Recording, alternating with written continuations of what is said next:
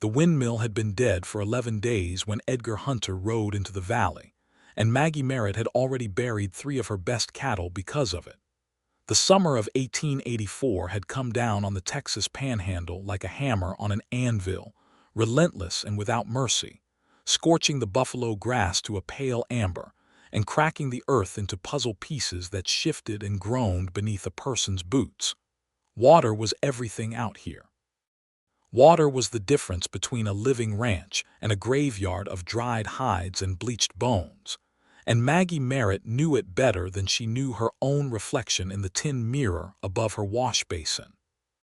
She had learned it from her father, Thomas Merritt, who had staked this land in 1869 when the panhandle was nothing but wind and longing.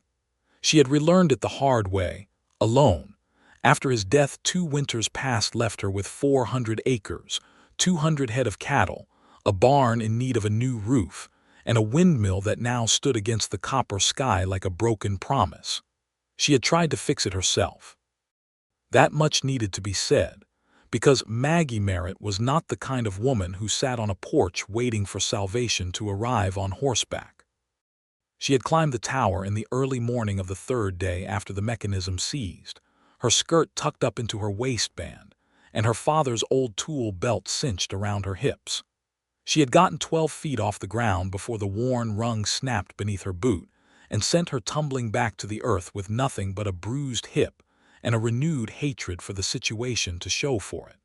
She had written to the hardware man in Amarillo for a replacement part. He had written back that the specific gear she needed would take 3 to 4 weeks to arrive from a manufacturer in St. Louis, and in the meantime, she was supposed to do what exactly? Watch her herd die of thirst.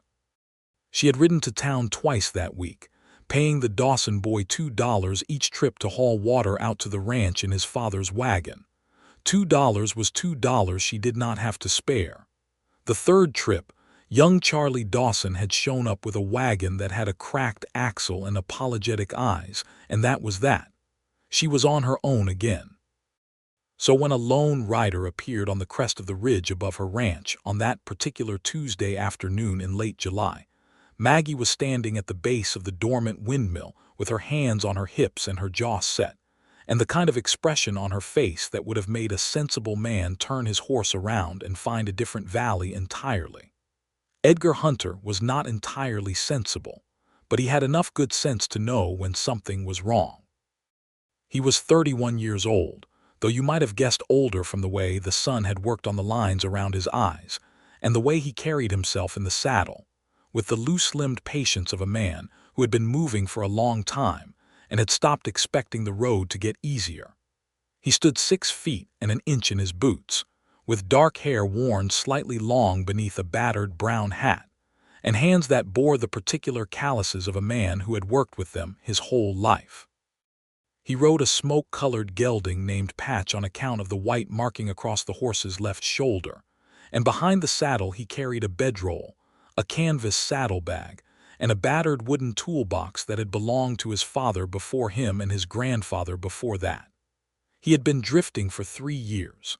Not running, not hiding, just moving, the way some men do when a thing inside them cannot settle. He had worked cattle drives up from the Gulf, had spent 6 months fixing machinery at a cotton gin operation in East Texas, had built fence for a rancher near Lubbock who paid fairly and asked no questions. He was between jobs now, pointed vaguely north toward the Colorado Territory where a man he had met in Amarillo claimed there was good work to be had, and the Merritt Ranch happened to lie along the most sensible route through the valley. He pulled Patch to a stop at the crest of the ridge and took in the scene below with practiced, unhurried eyes. The ranch was modest but well kept, the kind of place where someone worked hard and cared about what they had built.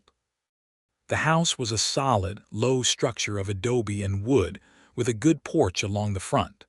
The barn was weather-worn but sound. The cattle were scattered in the dry pasture beyond a pole fence, and even from this distance he could see they were thinner than they should be in midsummer. And the windmill. The windmill stood still as a tombstone in a wind that should have been turning it at a fine rate because the breeze up here on the ridge was steady and strong.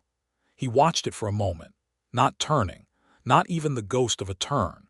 He could see the woman standing at its base. She did not look up at him.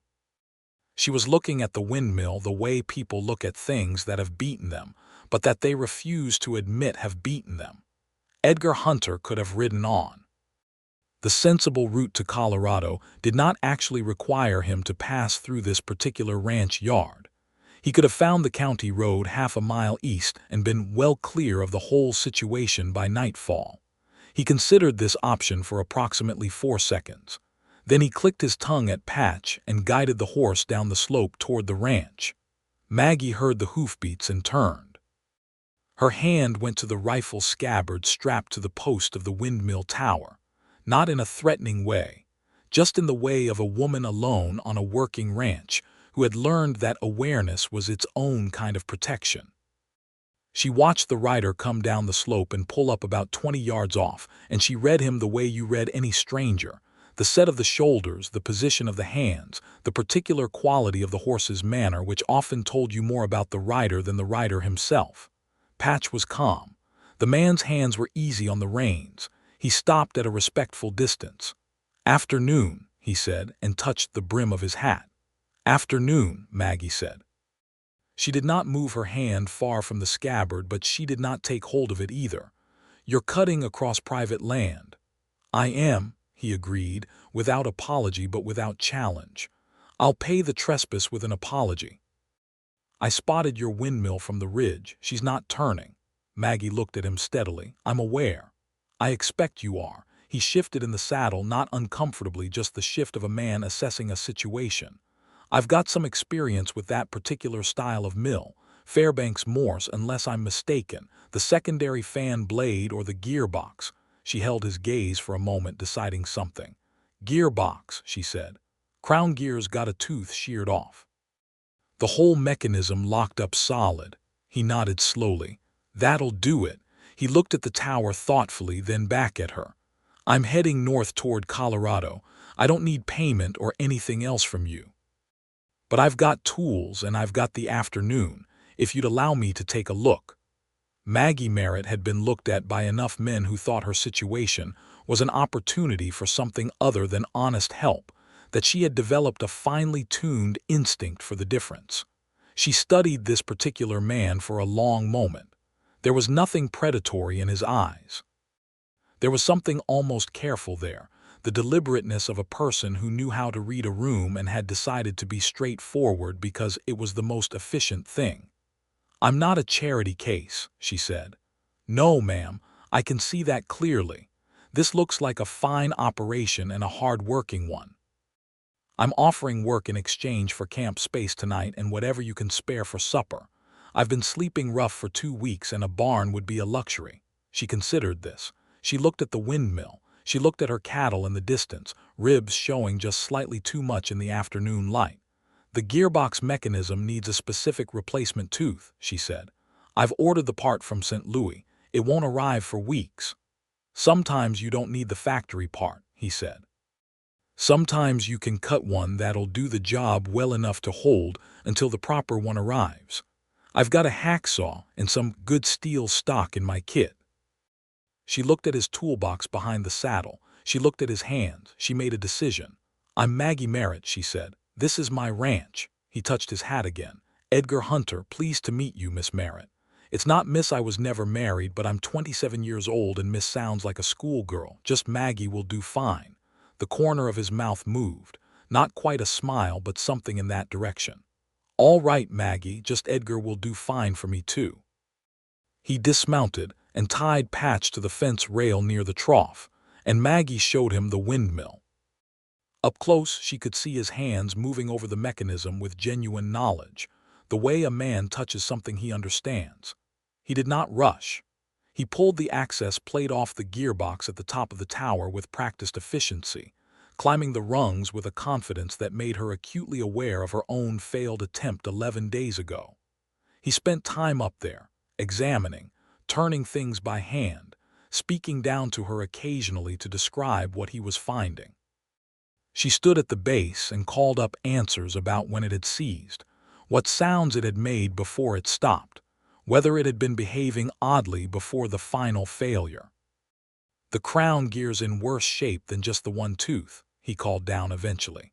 The tooth is gone, yes, and there are two more that are worn down nearly flush. If I cut a replacement tooth for the gone one, it'll hold, but those two worn ones are going to give you trouble within a year, maybe sooner. I know, she called back. I ordered a full replacement gear, not just the tooth, but I need water for my cattle now, not in 3 weeks. Understood. He climbed back down, went to his saddlebag, and began laying out tools with the systematic efficiency of someone who had done this kind of improvised repair work many times before. He had a good hacksaw, a file, a set of drill bits in a leather roll, a small punch set, and a flat piece of steel stock about 8 inches long that he turned over in his hands, eyeing it, measuring something in his head. Maggie brought him a cup of water from the house and set it on the fence rail without comment. He nodded his thanks and drank it, his eyes still on the steel stock. "You're going to cut a tooth out of that bar?" she asked. "That's the plan." "I'll need to measure the pitch and the height of the existing teeth carefully. If I'm off by too much, it won't mesh right, and the whole thing will lock up again. If I'm close enough, she'll turn, maybe not as smooth as factory, but she'll turn. How long will it take?" He looked at the mill, at the steel stock, at the angle of the sun. "I can't rightly promise you a time, as long as it takes to do it right." She nodded. That was the correct answer, and they both knew it. She went back to her afternoon work, which meant feeding the chickens, checking the pole fence along the north pasture where 2 posts had rotted and needed replacing, and hauling the water she had reserved in barrels to the cattle trough by hand with a bucket. It was heavy, punishing work, and by the time she had made 12 trips with the bucket across the hard ground, her shoulders were aching and the barrels were empty. She stood and looked at her cattle drinking from the trough with desperate, grateful thirst, and the pressure behind her eyes was the closest she had come to crying in 2 years. She refused to let it happen. There was no one here to witness it, and it would not have helped the situation anyway. She walked back toward the windmill to check on her uninvited but not unwelcome guest, and found him sitting cross-legged in the dust, with the steel stock clamped between his knees and the hacksaw moving through it with slow, careful strokes. He had his hat pushed back on his head, and his sleeves rolled up, and there was a drawing scratched into the dirt beside him, a diagram with measurements indicated, which he had apparently made by measuring the existing gear teeth against a strip of leather he had cut and marked. He looked up when she approached, and she was struck again by the particular quality of his eyes, dark brown and unhurried, with a quality of attention that made her feel that whatever she said next would be listened to carefully.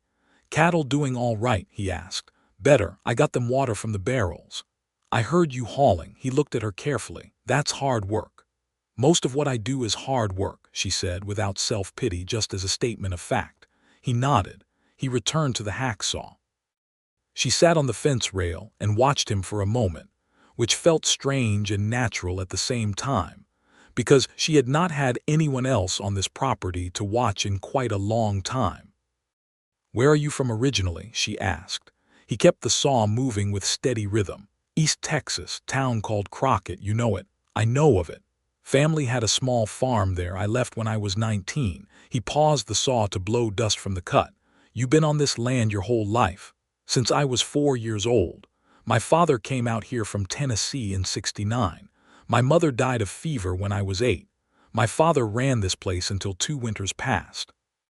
He set the saw down and picked up the file, beginning the precise work of shaping the tooth he had cut. "I'm sorry about your father. He was a good man," she said, "and a good rancher. He taught me everything I know about this land." She paused. "He did not teach me about windmill gearboxes. That's the gap in my education that has become apparent this past month." "You tried to climb it yourself," he said. It was not a question. She looked at him sharply. "How do you know that?" He nodded toward the broken rung on the ladder, which she had not yet replaced. "Second rung from the bottom snapped. The break is fresh, within the past couple weeks. And there are boot marks on the 3rd rung where someone put their weight after the break, then evidently thought better of going further." She was quiet for a moment. "You observe things carefully." "Habit," he said simply. I got 12 feet up before I decided the smart play was to come back down and order the part through proper channels. She said it matter-of-factly, without embarrassment. Falling off a windmill would be a foolish way to end a ranch. It would, he agreed. He held the steel tooth up to the fading light, turning it, examining the profile. I have to ask you something, and I mean no offense by it. A ranch this size in this kind of country, it's a lot for one person. You've got no hired hands. I had two, she said. Billy Cruz and a young Mexican man named Tomás Vega who I hired last spring. Billy left in May to work the cattle drives up toward Dodge City. The money was better than what I could pay. Tomás Vega's family lives in a village down near the river, and his mother took ill in June, and he needed to go be with her. He writes me that he hopes to return in the fall. She kept her voice even. I managed this place with my father for years. I know how to do the work. I just cannot do three people's work entirely alone and also fix complex machinery that requires specific tools I don't have. Edgar was quiet for a moment, filing carefully at the tooth. That's not a failure on your part, that's arithmetic. I know it, she said. I just don't always like the arithmetic. He looked at her then, and something passed between them that was not yet named but was not nothing either. She looked away first, not because she was uncomfortable exactly, but because the feeling required some private processing. You should eat supper, she said. I'll call you when it's ready. She went inside and made a proper meal, which required more effort than she had intended to put in, but which she told herself was simply what a decent host did when someone was doing you a service. She made cornbread from the last of her cornmeal, fried salt pork with onions from the garden, opened a jar of tomatoes she had put up in the fall, and brewed strong coffee. She set 2 plates on the table and then felt peculiar about it, because she had been eating alone at this table for a very long time, and the presence of a second plate changed something in the room's atmosphere. She went to the door and called him in. He washed his hands at the pump by the door without being asked, which she noticed and appreciated. He sat at the table without fuss or ceremony and waited for her to sit first, which she also noticed. He ate with gratitude and without greed, and he complimented the food in a way that was specific rather than general. The tomatoes were put up with good vinegar.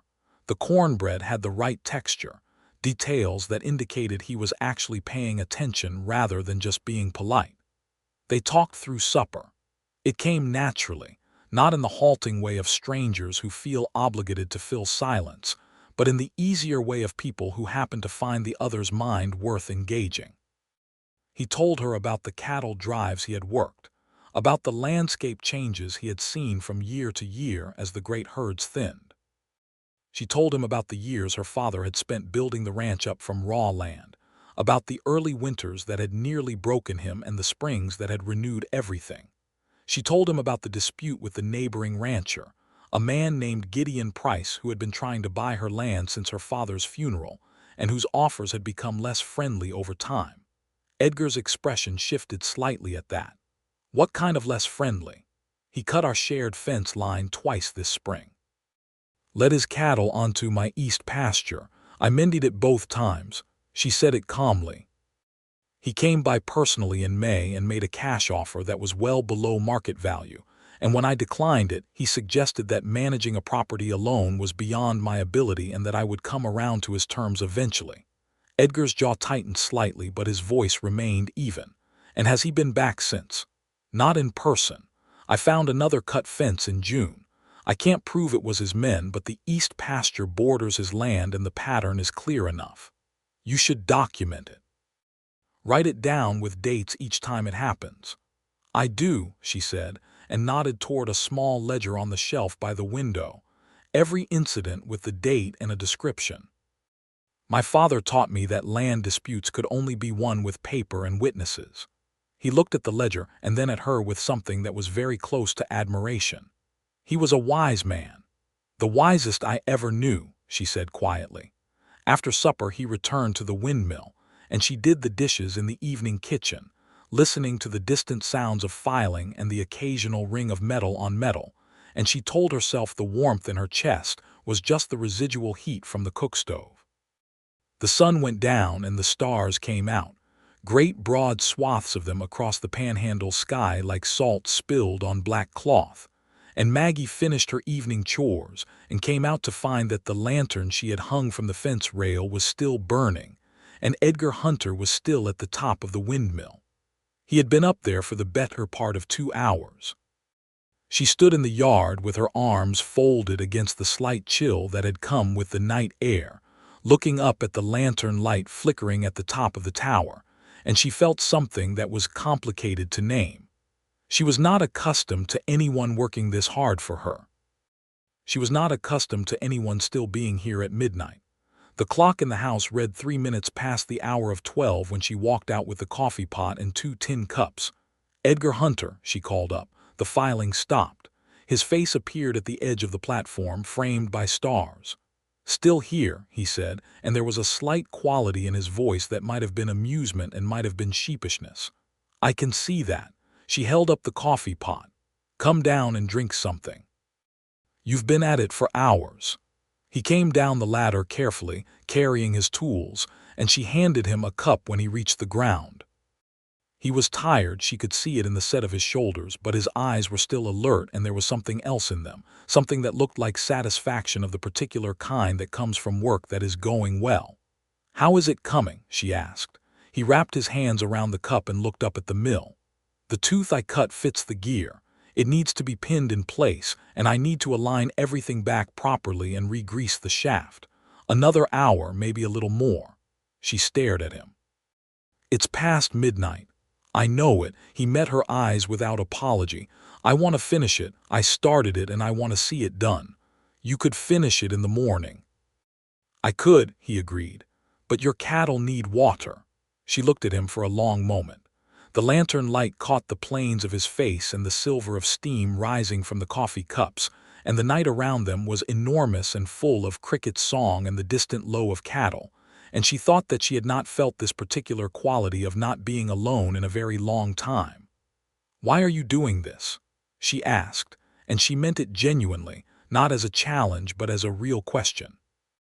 He turned the cup in his hands and thought about it, which she appreciated, the fact that he did not answer immediately with something easy. "Because it needs doing," he said finally. "And because I walked into this valley and saw what you were dealing with, and I have the tools and the knowledge to help, and it seemed like the only decent thing." He paused. "And because I haven't felt useful in a while. That sounds selfish, maybe." "It doesn't sound selfish at all," she said. They stood in the dark drinking coffee and looking at the windmill and not saying anything for a little while, and that was fine too. The silence between them was comfortable in the way that silences are only comfortable between people who have decided, somewhere below the level of conscious thought, that they are safe with each other. "You can sleep in the barn tonight," she said eventually. "There's a clean stall and I've got extra blankets I can spare." "I appreciate that more than I can say," he told her.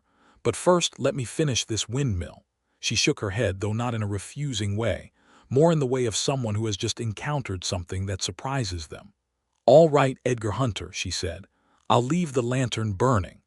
She went inside and sat by the window for a time, unable to sleep entirely, listening to the faint sounds of work from outside. The filing, the deliberate movement of metal parts, the occasional creak of the tower as he shifted his weight. And then, sometime after 1 o'clock in the morning, a different sound. The slow, heavy womp womp womp of the windmill blades beginning to turn, catching the night breeze, gathering momentum, until they were spinning with the steady rhythmic voice of a machine doing exactly what it was built to do. And then, faintly, she heard the sound of water moving through the pipe below the tower. Maggie Merritt put her head down on her folded arms at the kitchen table and closed her eyes and let herself feel the relief of it without apology. She heard his boots on the porch steps a little while later, and she straightened up and opened the door before he could knock. He was standing in the doorway with his hat in his hand and his toolbox at his side, and behind him in the dark she could hear the windmill turning. "She's running," he said. "I heard her," Maggie said. He looked at her for a moment in the lamplight, and she looked back at him, and she thought that if she had been a different kind of woman in a different kind of situation, she might have done something impulsive right then. But she was Maggie Merritt, and impulsive was not in her vocabulary. "Thank you," she said instead, and she put every ounce of what she meant into those 2 words. He nodded. "The barn is fine. I don't need blankets, I've got my bedroll." "Take the blankets anyway," she said. "There's a chill in the night." She gave him blankets and a lantern and did not watch him cross the yard to the barn, but she stood at the window for a moment after she heard the barn door close, listening to the windmill turn in the Texas dark, and she thought that tomorrow morning was going to be an interesting thing. It was. She was up before sunrise as always, had the fire going and the coffee on, and the chickens fed by the time the barn door opened, and Edgar Hunter walked out into the early light, looking somewhat less rumpled than she might have expected. He had clearly been at the pump already because his hair was damp and his face was clean, and he had that particular quality of wakefulness that comes to people who have worked hard and slept well. She was at the water trough when he found her, watching the tank fill from the mill pipe, which was still running with beautiful, reliable steadiness. "She held through the night," he said. "She did," Maggie said. She turned to look at him. "Come have coffee and tell me what you want for breakfast." "You don't need to feed me breakfast. I'm going to make breakfast anyway because I need to eat, so tell me what you want or I'll decide for you." He paused. Then, "Eggs if you have them." "I haven't had eggs in 3 weeks." She had eggs. She made a proper breakfast, eggs fried in bacon fat with a side of the salt pork and more cornbread and coffee that was strong enough to stand a spoon in, and they ate it at the kitchen table in the early morning light that came through the east window in long yellow bars across the floor. The conversation was easier than the night before, which had already been easy. They talked about the ranch, about what else needed doing, and he mentioned the fence rung on the windmill ladder that needed replacing, and she mentioned the 2 rotted posts on the north fence line. And somewhere in the middle of this conversation, it became apparent that neither of them was in any particular hurry. This realization arrived differently for each of them. For Edgar, it arrived as a kind of quiet settling, the way a horse will stand still when it reaches a place it recognizes as safe, which was a feeling he had not had in a very long time. For Maggie, it arrived more like suspicion, because she was not a woman who trusted easily, and she was not sure what to make of a drifting man who repaired windmills in the dark and ate breakfast at her table as though he had done it 100 times before. "You said you were heading to Colorado," she said over the second cup of coffee. "I did say that," he agreed. "Is there something specific waiting for you there? A job, or a person, or anything of that nature?" He considered the question. "There's a man I met in Amarillo who said there was work ranching near Pueblo, but I've got no contract, no firm arrangement, just a direction." She looked at her coffee cup. "I need a second hand on this place, at least through the fall roundup. I can pay a fair wage, though I won't pretend it's as much as the big outfits would pay." She looked up at him. "Tomas may be back in the fall, or he may not be. In the meantime, I've got work that's piling up and I'm one person." Edgar Hunter sat with this for a moment. He looked out the window at the windmill still turning in the morning breeze. He looked at his coffee cup. He looked at her. "I'll stay through the summer," he said. "We can talk about the fall when it comes." She nodded. "Good." She stood and began clearing the dishes because she was not the kind of person who marked important decisions with ceremony. They were made, and then you moved forward. But she was smiling slightly when her back was to him, and she was aware of it. The days that followed had a rhythm to them that felt both new and oddly familiar, the way a song sounds when you realize you have been hearing it in your head for a long time without knowing where it came from. Edgar was up before Maggie most mornings, which she discovered on the 3rd day when she opened the back door at 5:30 and found that the chickens were already fed and watered, and the wood by the stove had been replenished. She stood in the doorway for a moment looking at this evidence of unsolicited helpfulness and felt something complicate itself in her chest. He was a methodical worker, not fast, not showy, but thorough in a way that meant the things he fixed stayed fixed. He replaced the broken windmill rung first thing that morning. Then he tackled the rotted fence posts on the north line, digging new holes and setting the posts in stone-dry ground with the kind of patience that post-setting required and that most men abandon halfway through. He found a leak in the barn roof on the fourth day and patched it before she even mentioned it, and when she asked how he had found it, he said he had noticed the water stain on the barn floor during that first night's sleep and had meant to see to it. She paid him fairly. She had said she would, and she did, which mattered to him in the particular way that honesty matters to a person who has been shortchanged before. What she had not expected was how much she would simply enjoy having someone to talk to. She was not a lonely person, exactly. She had made her peace with the life of a working rancher who spent more time with cattle than with people. She had acquaintances in town, the hardware man, the woman who ran the boarding house, the elderly couple who ran the mercantile. She went to church on Sundays when the work allowed it. She had neighbors, though none closer than 5 miles. She was not isolated, but she was alone, and those two things were different in ways she had mostly stopped thinking about. Edgar changed the texture of the days. He was not a talker by nature, not the kind of man who filled silence with noise, but he had a quality of genuine presence that meant that when he was in a room or a yard or a pasture, there was someone actually there. In the evenings, when the work was done and the dinner things were cleared away, they would sometimes sit on the porch in the cooling air and talk about anything and everything.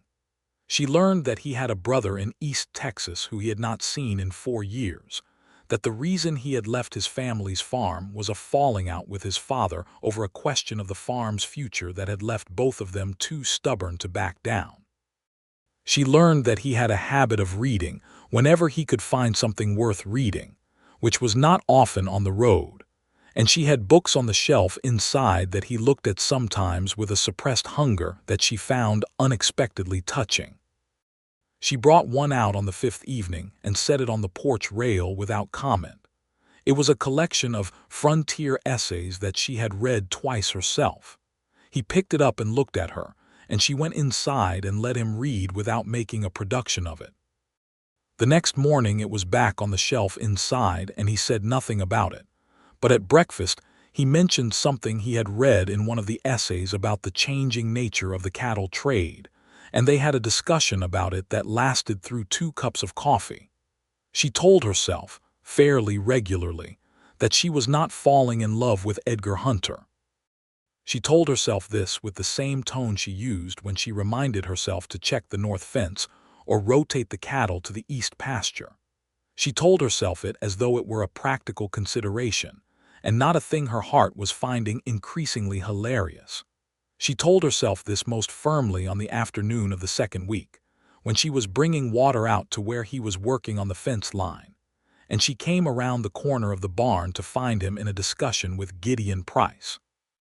Price was mounted, which meant he had height and the particular psychological advantage that mounted men like to imagine they possess over those on the ground. He was a big man, red-faced, with a rancher's good quality clothes gone slightly too fine, the way of a man who had more money than taste. He was talking down at Edgar in a tone that Maggie recognized as the one he used when he was making a point that he considered unarguable. She picked up her pace.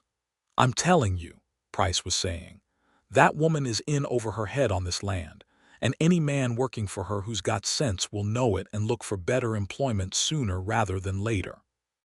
I'm not a harsh man, I'm a practical one. I've made her a fair offer." "An offer she declined," Edgar said. His voice was entirely level, which was somehow more authoritative than if he had raised it. "She declined because she's stubborn and because she hasn't been made to see reason yet," Price said. "When you've been working for her another month and the cattle are thin and the accounts don't balance, you'll understand what I'm saying." "Mr. Price," Maggie said, coming around the barn corner with the water bucket. Price looked up. He had the good grace to adjust his expression into something approximating a smile. "Miss Merritt, afternoon." "Maggie Merritt," she said, because she had corrected this particular phrasing at least 4 times and she had given up on the notion that Price was going to learn it.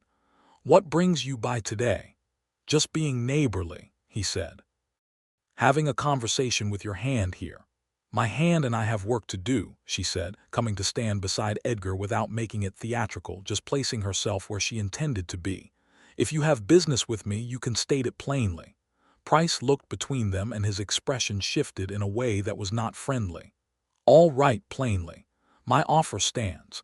$500 for this parcel, which is more than fair given the state of the market.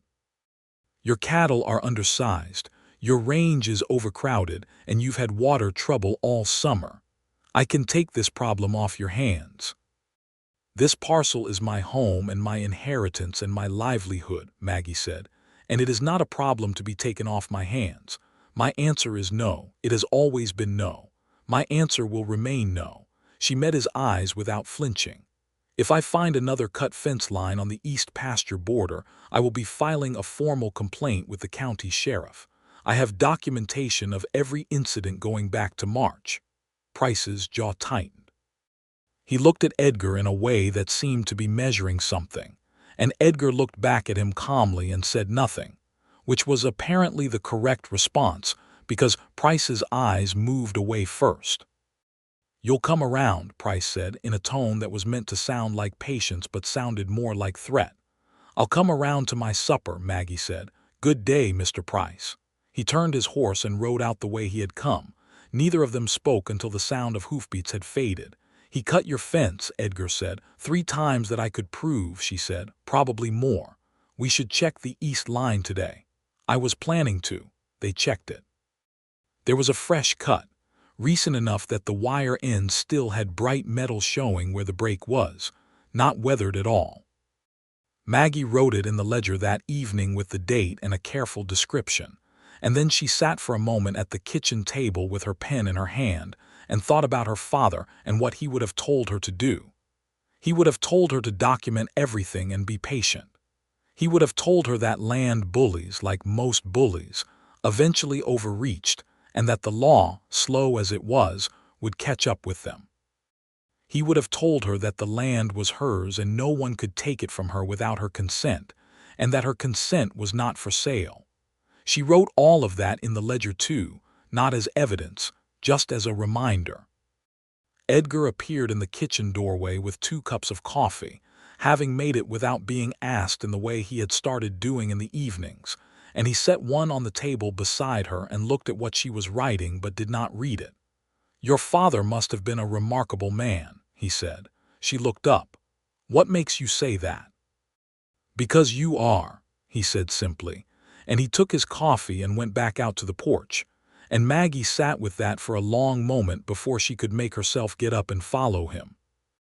They sat in their usual chairs on the porch as the evening settled in around them, warm and dusty and smelling of dry grass and the faint sweetness of the cotton flowers in the garden plot beside the house. The windmill turned steadily in the evening breeze, and the sound of it was the sound of water and life and relief, and Maggie knew she would never hear it again without thinking of a tall, quiet man with dark eyes who had fixed it in the dark without being asked. "Edgar," she said. "Maggie," he said at the same time. They both stopped. There was a brief, charged moment. "You first," he said. She had been going to say something practical. She had rehearsed something practical all through the time it had taken to drink 3/4 of a cup of coffee, but what came out instead was, "Are you planning to leave when summer ends?" He was quiet for a time. The windmill turned. A nighthawk called from somewhere out in the dark pasture. "I don't know," he said honestly. "When I came here I was going to Colorado. Now I'm here and Colorado seems like a direction I was pointed for no particular reason." He turned the cup in his hands. "There's nothing waiting for me there that I can name specifically. There's nothing in Colorado that I can offer you either," she said.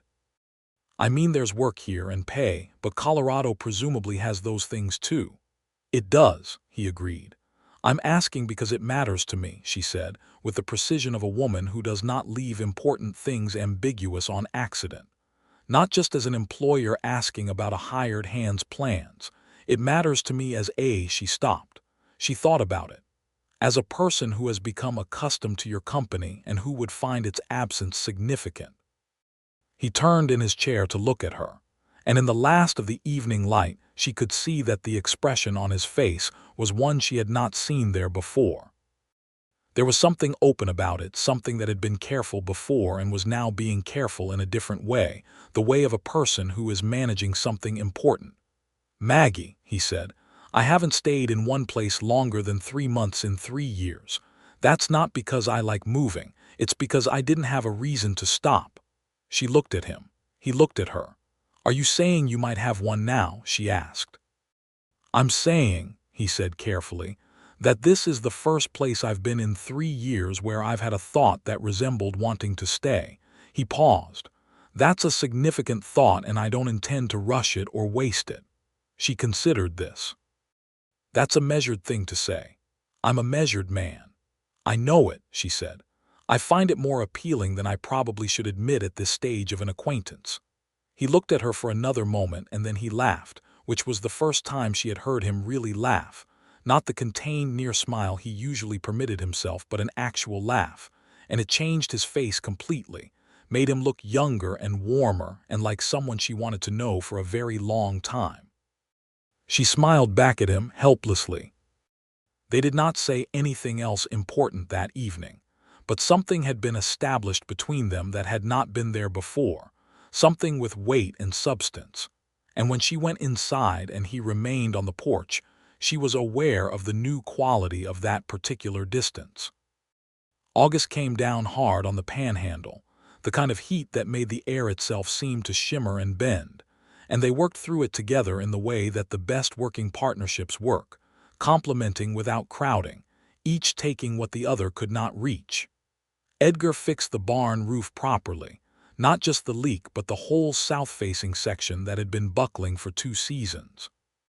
Maggie organized the east pasture rotation that she had been meaning to do all spring, and with Edgar available to move the cattle while she managed the gates, it went in a single long day instead of the 3-day struggle it would have been alone. They rode fence together on the long days, covering the property line in a way that would have taken Maggie a week to do herself. They rode out in the early morning when it was cool, before the heat built, taking the perimeter in sections. These were the best hours of those weeks, the two of them on horseback in the vast quiet of the early Texas morning, the sky going from gray to pink to that particular hard blue of a panhandle day, talking when they felt like it and comfortable when they did not. She learned the way he sat a horse, the way he read the land, the way he thought about problems, always approaching from the outside first, looking at the whole before he committed to a direction.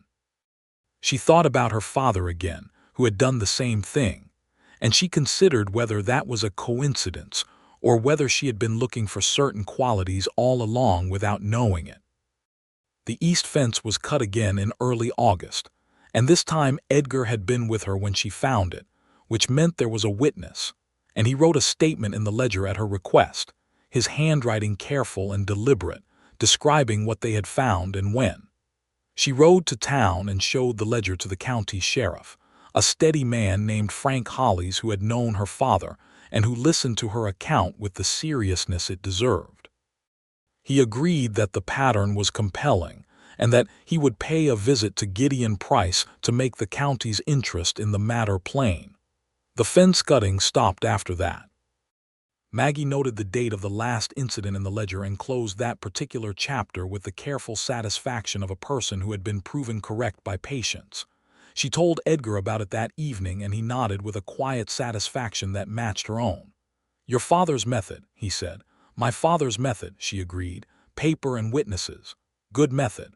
"It is." She looked at him across the table. "I should write to him someday." Edgar looked slightly confused. "To Price?" "To my father," she said, and then shook her head. "No, that's foolish. You cannot write letters to the dead. I meant I should write down more of what he taught me so I don't lose it." She paused. "He had a great deal of practical wisdom that I carry in my head but have never set down anywhere." "Write it down," Edgar said simply. "It sounds like it's worth keeping." She looked at him. "You say things like that." "Like what?" Simple, direct, obviously correct things at the exact moment when someone needs to hear them. He shrugged slightly. I've found that most things are simpler than they get made out to be. Most things, she said, but not everything. No, he agreed. Not everything. Their eyes held for a moment longer than necessary, and then she got up and cleared the plates. The letter from Tomás Vega arrived in mid-August. His mother had passed, and he wrote with the particular grief of a young man who had loved his mother very much, and who was now the head of his family's household, and who was therefore unable to return to his position with Maggie's ranch that fall. He asked for her prayers and expressed his regret, and Maggie sat at the kitchen table and said a prayer for Tomás and his family with genuine feeling. She had liked Tomás. He had been an excellent worker and a decent young man, and she hoped the world would treat him well. She showed the letter to Edgar. He read it carefully. "I'm sorry," he said. "He sounds like a good man." "He is," she said. "He was 19. He should not have had to go home and become the head of a household, but the world does not ask permission before presenting those situations." She folded the letter carefully. "It means I have a permanent opening on this ranch that I need to fill." Edgar looked at her. "I'm not asking you to make a decision right now," she said before he could say anything. "I just think you should know the situation." He nodded slowly. "I think you should know something too," he said. She looked at him. He set down his coffee cup with care. "I wrote to my brother last week. First time I've written to him in 4 years. What did you say?" "I said that I was working in the Texas panhandle and that I was considering staying on longer than I'd planned. I said that I had found a place that felt like something I'd been looking for." He paused. "And I told him I'd been wrong about the argument that sent me away from home and that I was sorry for it." She was quiet for a moment. "Was that a hard letter to write?" "Hardest thing I've done in years," he said. "Harder than that windmill gearbox." "I imagine it was." She looked at her hands on the table. "What made you write it?" "Being in one place long enough to think clearly," he said. "Having someone to talk to who makes me think about whether the life I've been living makes sense." He looked at her directly. "That's you, Maggie. You make me think about whether things make sense." She felt the words settle into her with the particular weight of things that are true. "I'm not sure whether to feel flattered or alarmed by that responsibility," she said. "Feel neither," he said. "You haven't done anything except be yourself, which turns out to be the thing I needed." She looked at him for a long moment. Then she reached across the table and put her hand over his, which for Maggie Merritt was an enormous gesture, the equivalent of another person's speech, because she did not touch people easily or without meaning. He turned his hand over and held hers. They sat like that for a while, and outside the windmill turned in the August breeze, and the cattle were safe and watered, and the sun went down in amber and rose over the panhandle in a way that lit everything it touched. He kissed her for the first time on a Thursday evening in late August, on the porch in the fading light, and it was not dramatic or sudden. It was the continuation of a conversation they had been having for weeks, just shifted into a different language. She had said something that made him smile, and he had looked at her in that way he had, and the distance between them had become irrelevant, and it was simple and tender and exactly right. She pulled back after a moment and looked at him with very serious eyes. "If you are going to do that," she said, "I need you to mean it. I'm not a woman who does things halfway, and I cannot afford to have my heart treated carelessly." "Maggie," he said, "I have never meant anything more carefully in my life." She searched his face and found that he was telling the truth, which she had known, but which she had needed to hear in those specific words. "All right then," she said. And they stayed on the porch until the stars were out and talking again about everything and nothing, but differently now, with the ease of people who had stopped managing a distance between them. September came in cooler, and the buffalo grass recovered somewhat, and the cattle grew into their skin again with the better water supply. Edgar wrote the fall roundup plan, and Maggie amended it with her knowledge of the land and her cattle's particular habits, and the result was a plan that was better than either of them would have made alone. They worked the roundup in 10 days with 2 horses between them and the help of Charlie Dawson's older brother Will, who was 17 and eager, and worth 2 ordinary hired hands in terms of energy, if not always in terms of judgment. The cattle were in excellent condition by the end of it, better than Maggie had dared hope in July. She had the tally done by the second week of September, and she sat at the kitchen table with it, and Edgar sat across from her, and the numbers were good. Not easy, but good, which was the best she had ever claimed for herself. "We did well," she said. "You did well," he said. "This is your ranch." "We," she repeated firmly. "We did well." He smiled at her. The full smile now, the one she had discovered he had in reserve, warm and real and entirely for her. The letter from his brother arrived in the last week of September. His brother's name was James, and he wrote in response to Edgar's letter with a warmth that suggested the 4 years of silence had been painful on his side as well. He said that he was glad to hear from Edgar, that he had thought of him often, and that he hoped whatever place Edgar had found was good to him. He made no mention of the argument. He just moved forward, which was the kind of grace that Maggie thought said something fine about the Hunter family. Edgar read the letter twice and then held it for a time before he folded it carefully and put it in the inside pocket of his coat. "Good news?" Maggie asked from across the room where she was patching a tear in the fence tarping. "Very good," he said. He looked up at her. "My brother would like to come visit sometime, whenever I have a fixed address to give him." Set the tarping down and looked at him. "Do you?" He looked around the kitchen at the shelf of books, at the window with its view of the turning windmill, at her. "I'd like to," he said, "if the person who owns this address is amenable." "The person who owns this address," Maggie said carefully, "would like to have a more specific conversation about what you mean by fixed address, Edgar Hunter, before she agrees to anything." He stood up from the table. "All right," he said. "Let's have that conversation." It was an honest conversation, the kind that two practical people have when they have decided to stop circling around a thing and address it directly.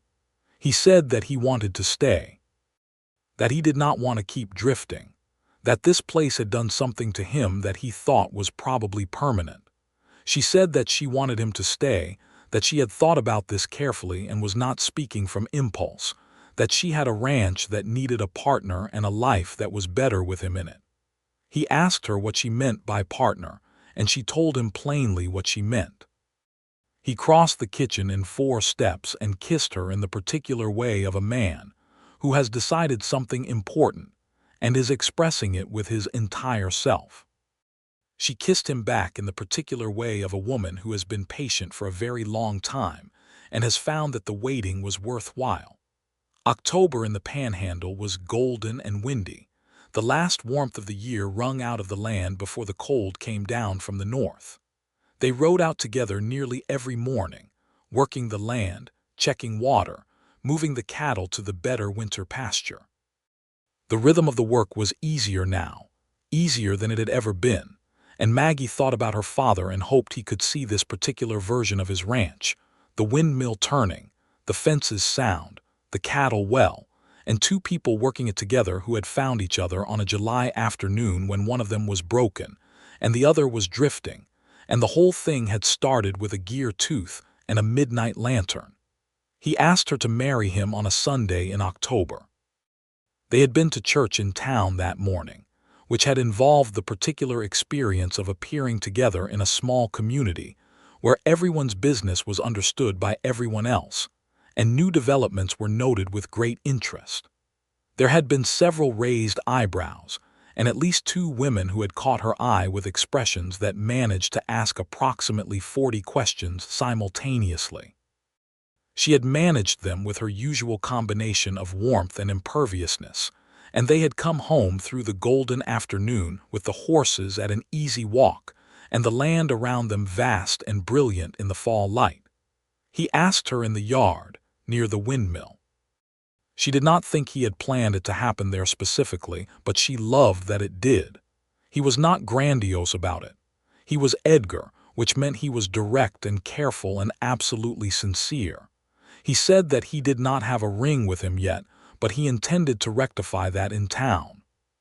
He said that he had come to this valley without a plan, and had found something he had not known he was looking for. And that thing was her specifically, Maggie Merritt, this woman who managed her land with intelligence and fought for what was hers with patience and grace, and who had let him fix her windmill in the dark without ever once suggesting he stop. He said he wanted to build something here with her that would last, and that he wanted to do it properly, and would she have him? She looked at him for a long moment with the windmill turning behind him against the October sky, and she thought that she had been alone for a long time and that being alone had not broken her. She knew that. She had the evidence of her own life to prove it, but she also thought that this was better, this was considerably better, and that some things you did not know you were missing until they stood in front of you asking you a question. "Yes," she said, "I will have you, Edgar Hunter, now and for as long as I can." He held both her hands, and she held his, and the windmill turned in the October wind, and the cattle were safe and watered, and the land was hers and going to be theirs. And it was enough. It was more than enough. It was everything. They were married by the end of October. The ceremony was conducted by the same minister who had buried Thomas Merritt 2 winters past, in the same small church in town where Maggie had prayed for her father and for strength and occasionally for water.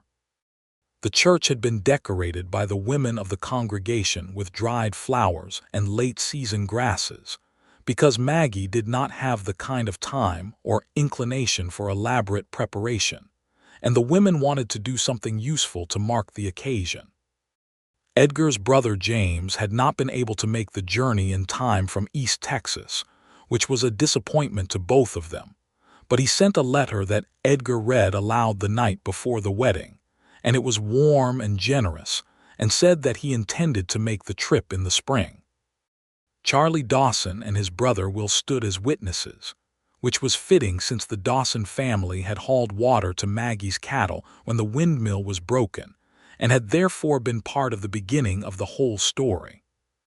The older women who ran the mercantile brought a cake made with good flour and dried fruit, and the wedding dinner was held at the boarding house with a dozen neighbors who had known Thomas Merritt, and who offered their congratulations to Maggie with genuine warmth, and who studied Edgar Hunter with the careful attention of a community deciding whether to accept someone.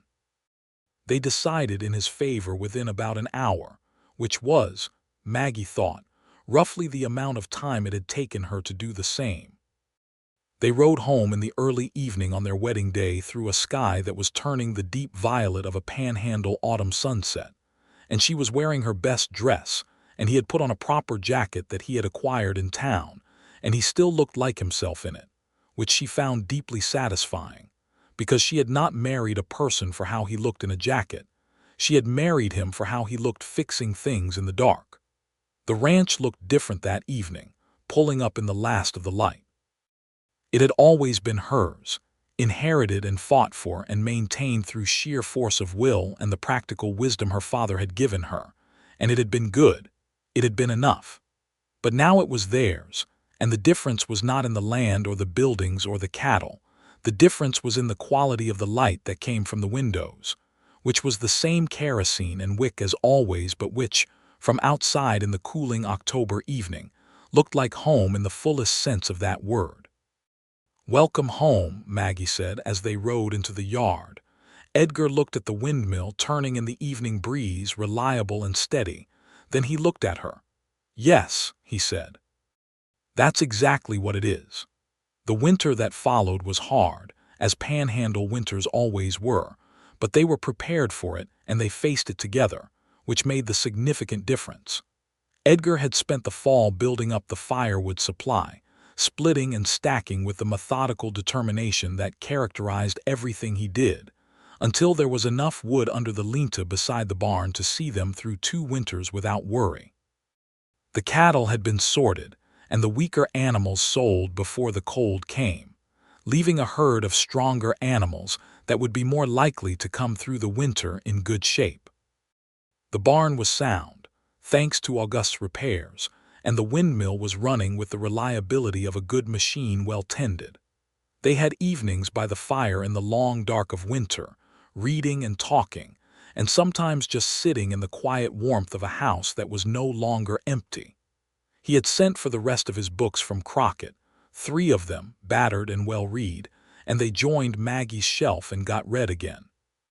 She was working through a dense text on soil and water management that a traveling land agent had left with her father years ago, and she would read passages aloud sometimes when she found something particularly useful or interesting, and Edgar would listen and respond, and these conversations had the productive, satisfying quality of 2 people thinking together about things that mattered to their shared life. In February, she told him she was expecting a child. She told him in the kitchen over breakfast, straightforwardly, because she did not know how else to say things. She had suspected for 3 weeks and had been as certain as she could be for 2, and she had spent the intervening time in private consideration of this information before sharing it. He looked at her across the table, and the expression on his face was one she had never seen before, something that was beyond what she had a word for, a kind of overwhelming gladness mixed with a solemn, almost frightened awareness of what this meant. "Maggie," he said. "I know," she said. He reached across the table and took her hand very carefully, as though she were something precious that he intended not to drop. "Are you well?" he asked. "I feel fine," she said. "Strong. I expect this will not much change the nature of my daily work for quite some time." "It will eventually," he said. "Eventually," she agreed. "We will manage it as it comes." He was quiet for a moment, still holding her hand, his thumb moving slowly over her knuckles in the absent way of a man who is holding something he does not want to let go of. "I'm going to write to James," he said. "Yes," she said. "You should." James's reply came in March, along with a letter from James's wife, a woman named Clara who wrote with warmth and practicality, and who asked about the ranch and about Maggie's health, and about the due date with the focused interest of someone who had managed 3 pregnancies of her own and had opinions to share on the subject, which Maggie found entirely welcome. James wrote that he and Clara intended to come in May. He wrote that he was proud of his brother, which was a sentence Edgar read 3 times. He wrote that he had missed him and was glad the silence was over. That letter Edgar also kept in the inside pocket of his coat for a time, and Maggie noticed, and did not say anything about it because some things do not need commentary. The spring came back to the Texas panhandle in its usual brilliant way, the buffalo grass greening overnight in one of those transformations that the land achieved when the conditions were right, as though the whole range had been holding its breath and now exhaled. The cattle that had come through the winter were in good shape, and the new calves had come in strong and numerous enough to make Maggie spend a morning with the tally book and come inside with the particular look of a person whose accounts have come out better than expected. "Good news in the ledger?" Edgar asked. "Very good," she said. 14 new calves and only 2 losses over winter, which is the best winter result this ranch has had in 6 years. He nodded with quiet satisfaction. The south pasture rotation helped, and the better water all winter. "The Windmill," she said, and looked at him with the particular expression she reserved for this subject, which was fond and amused and aware. "That tooth is going to need the proper replacement eventually," he said, for probably the 4th or 5th time since he had fitted the improvised one last July. The factory gear had arrived from St. Louis in September, and they had installed it properly, and the mill had run perfectly ever since, but he remained mildly exercised about the fact that his improvised fix had been necessary in the first place. "The proper gear has been in place since September," she reminded him, also for the 4th or 5th time. "I know it. I'm just saying." "You're just saying," she agreed, smiling. He was the kind of person who remembered how things had gone wrong and wanted to be sure they would not go wrong the same way again. She was the kind of person who documented things in ledgers for exactly the same reason. They matched in this as in most things, not identically, but complementarily, each one's particular tendencies shoring up the other's gaps. James and Clara Hunter arrived in May on the stage from Amarillo, which involved a connecting journey from East Texas of considerable length and complexity, and which said something clear about James Hunter's feelings on the matter of his brother. He was 34 and looked enough like Edgar to make Maggie laugh out loud when she first saw them standing together, though he was slightly shorter and broader through the shoulders, and had the particular look of a man who had spent his life on his own land instead of on someone else's roads. Clara was a small, sharp-eyed woman of 32 with 3 children's worth of practical knowledge and a directness that Maggie found immediately compatible. They stayed for 2 weeks. Maggie had expected the visit to be the kind of social obligation that was warming in principle and exhausting in practice, but it was not that at all. It was easy and good. James worked alongside Edgar on the ranch as though he had been doing it his whole life, which in a sense he had, just on different land. Clara helped Maggie in the garden and in the kitchen, and sat with her in the evenings with the simple, undemanding companionship of a woman who understood what the life of a working ranch required and did not make a person feel they needed to explain it. On the second evening, after supper, Edgar and James sat on the porch for a long time after the women had gone inside, talking quietly, and Maggie could hear the low murmur of their voices from the kitchen without being able to distinguish words, and she did not try to. Some conversations needed privacy.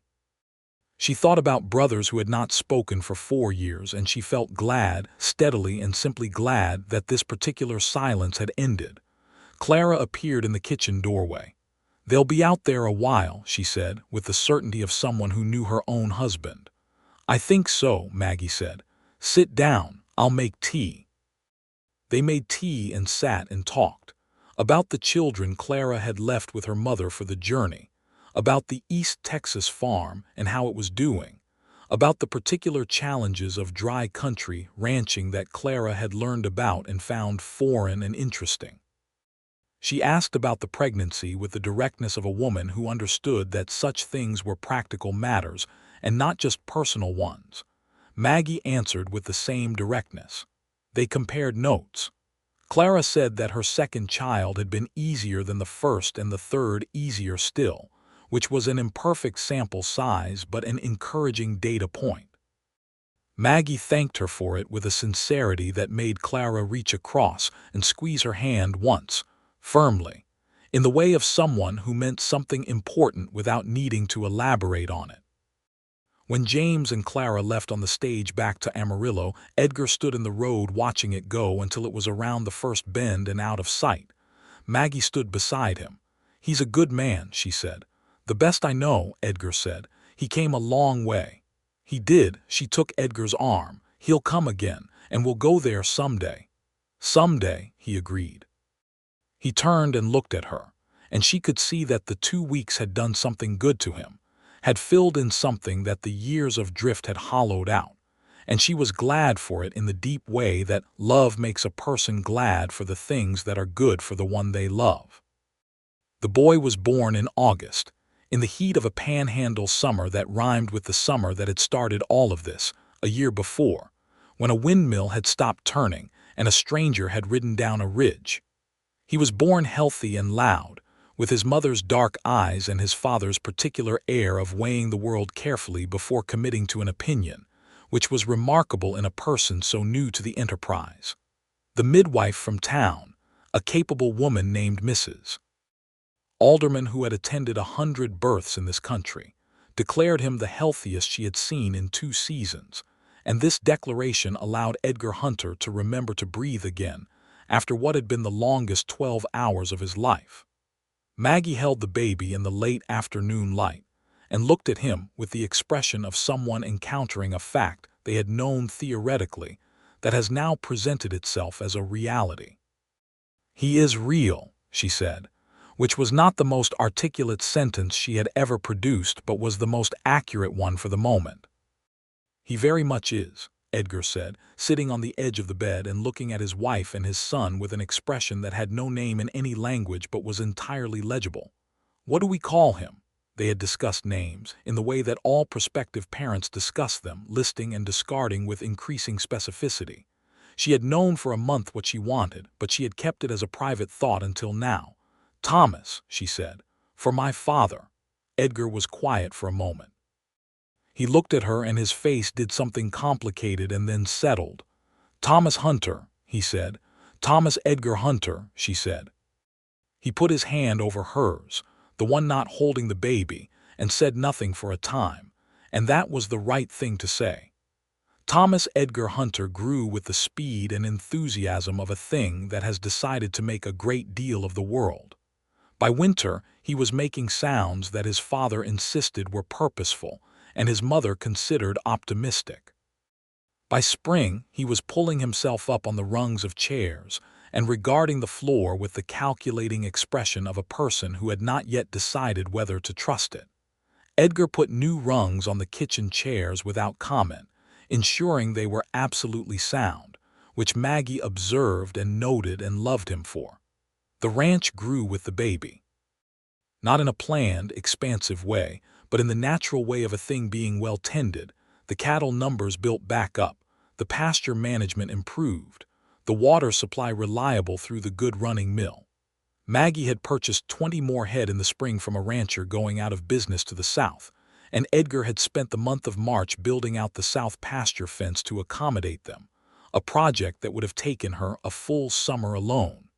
Gideon Price had not cut the fence again. He had been cited by the county sheriff in the fall of 1884 and had paid a fine and had presumably done the arithmetic and decided that continued harassment was not worth the mounting cost of it. He had made one more cash offer in February of 1885, reduced from his original by the addition of a tone that she could only describe as defeated, and she had declined it with the same patient directness she had always used, and he had not been back since. She kept the ledger going. She expected she would always keep it. In the second summer, Maggie found Edgar in the late evening at the windmill again, not repairing it this time. Just standing near it in the way you stand near something that means something to you that does not require an explanation. The mill was turning smoothly in the evening breeze, the new gear in place, the whole mechanism running as well as it ever had, water moving reliably through the pipe to the tank. She came to stand beside him. "Thinking?" she asked. "About a year ago," he said. "Well, 14 months thereabouts." She looked at the mill. "When you rode down that ridge." "When I saw a windmill that wasn't turning," he said, "and a woman who looked like she was about to fight the whole sky." He glanced at her sideways. "I had a feeling." "What kind of feeling?" "The kind that tells you to pay attention, that something important is happening." He looked back at the mill. "I'm grateful I listened to it." She leaned against the windmill tower looking at him in the evening light. "I wasn't sure what to make of you," she said.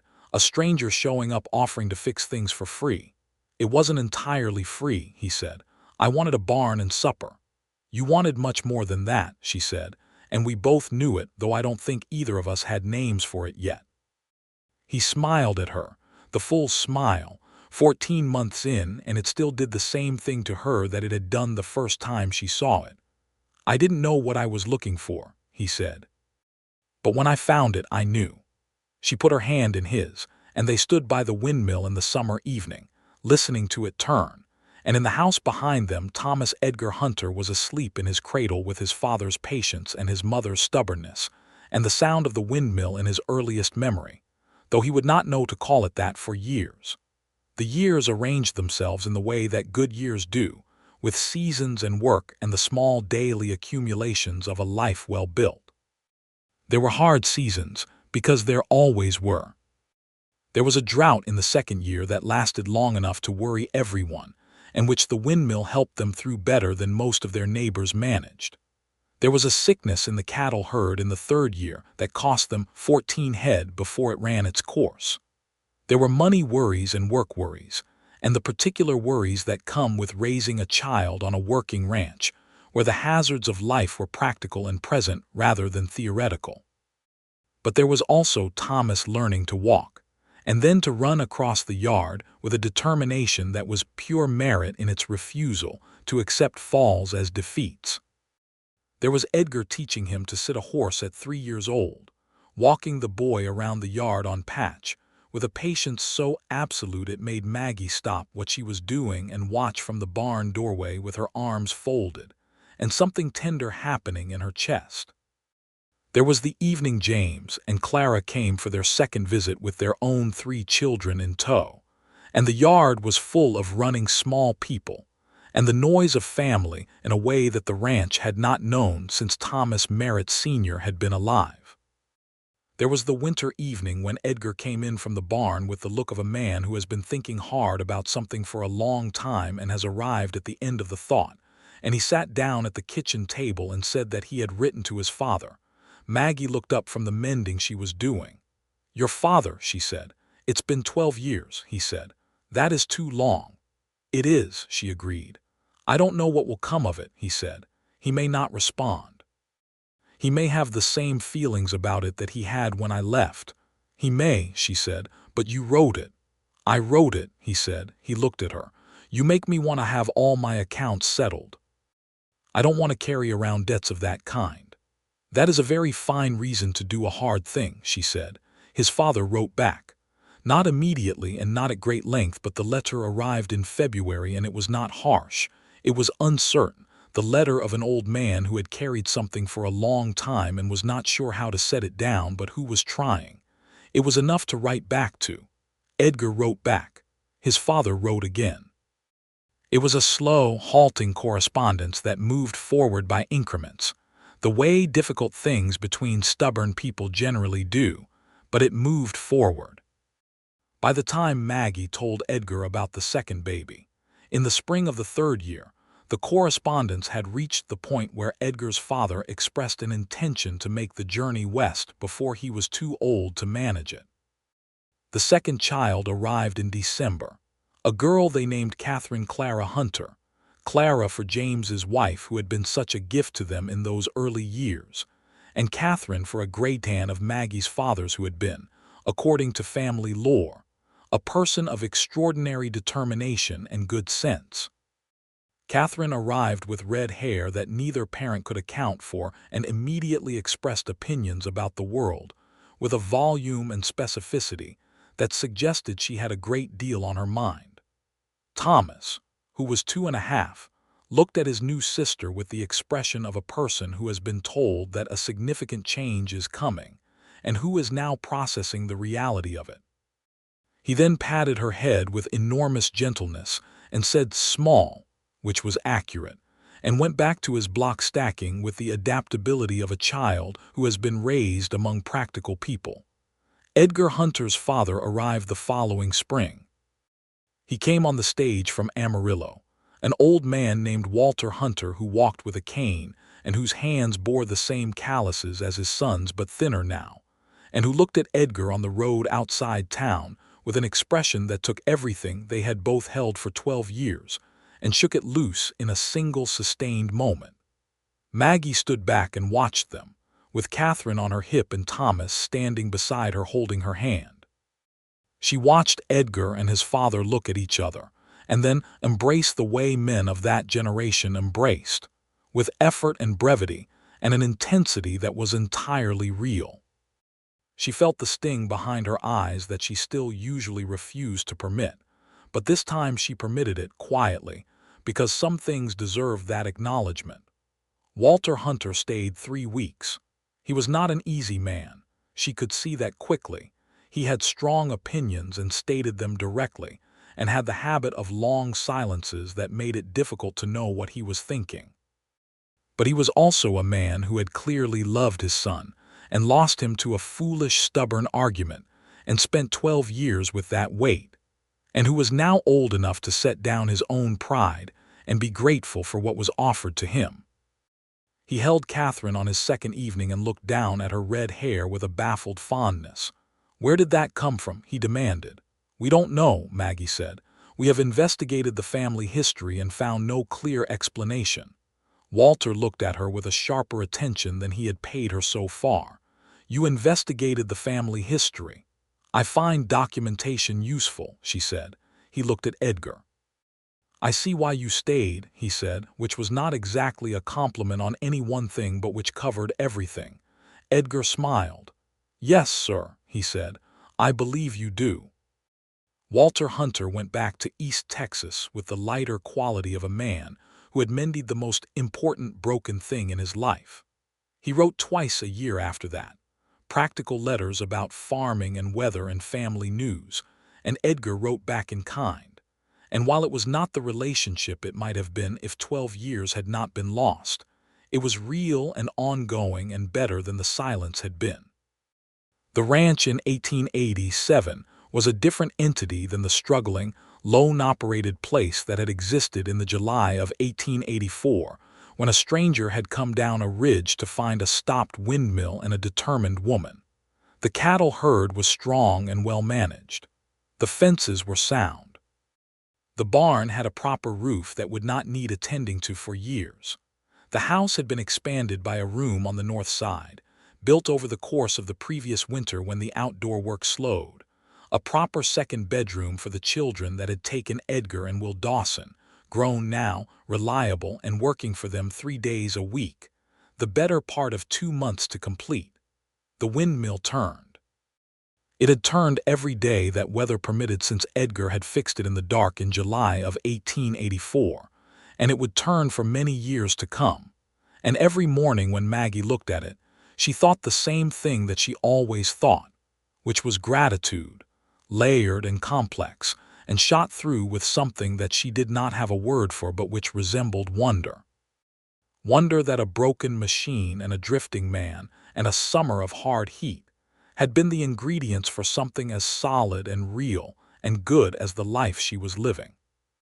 One evening in the late summer of 1887, when the children were in bed and the supper things were cleared, and the sky over the panhandle was doing the particular brilliant thing it did in August with the stars scattered from one horizon to the other, Maggie and Edgar sat on the porch in their usual chairs, and she looked at the windmill turning in the dark. "A year from now," she said, "Thomas will be old enough to start helping with the lighter cattle work." "He's been helping with the chickens already," Edgar said. "He's thorough. He gets that from you. He gets his patience from you," she said.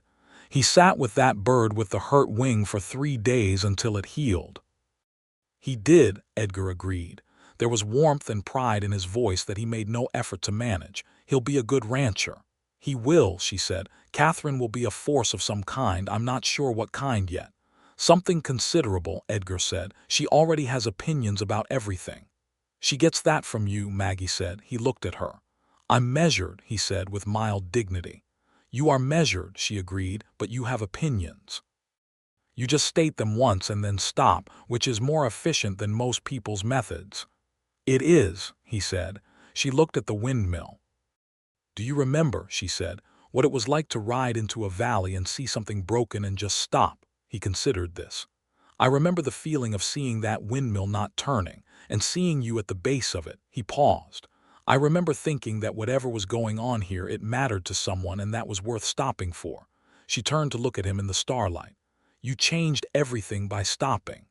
You changed everything by letting me," he said. She reached out and took his hand the way she did, with the certainty of someone who knew exactly where to reach. "I wasn't going to let a gear tooth beat me," she said. "I know it," he said. "You never would have." He looked at their joined hands and then at her. "But I'm glad I was there to help." "So am I," she said. "Edgar Hunter, so am I." The windmill turned in the dark Texas sky, and the water moved through the pipe to the tank, and the cattle were safe in the pasture. And in the house behind them 2 children slept with the deep confidence of children who are loved and secure. And the ranch that Thomas Merritt Sr. had built from raw land in 1869 was alive and forward-moving, and in the best hands it had ever known, because those hands were now 2 sets instead of 1, joined in the way of people who had found each other at exactly the right moment. On a July afternoon in 1884, when the windmill had stopped turning and a drifter had looked down from a ridge and seen something worth stopping for. It was, as Maggie Merritt Hunter would say years later when her children asked her how she and their father had found each other, a simple enough beginning.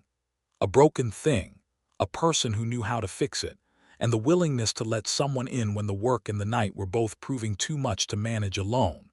Nothing extraordinary when you laid it out in those terms.